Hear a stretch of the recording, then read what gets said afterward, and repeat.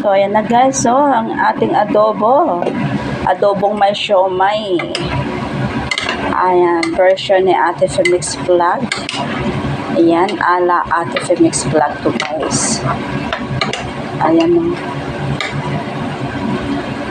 So, ito po yung adobo natin guys. Ayan o.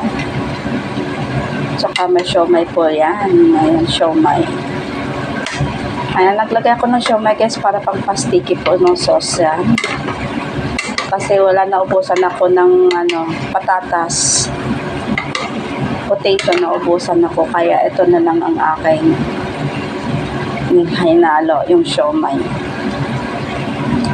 Okay. Pasensya na kayo guys ha. Wala muna akong update ngayon kasi mukhang matindi talaga yung tama ng aking trangkaso.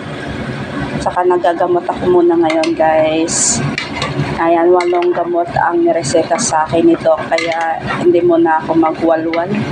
Nakakamiss na yung walwal guys. No? Kaya lang kasi health is wealth. Kaya kailangan natin ingatan yung ating sarili. Lalo na OFW tayo dito sa Hong Kong. Ayan, thank you so much everyone. Shout out sa lahat guys ha. Ayan, sa Team Shang, thank you so much my love.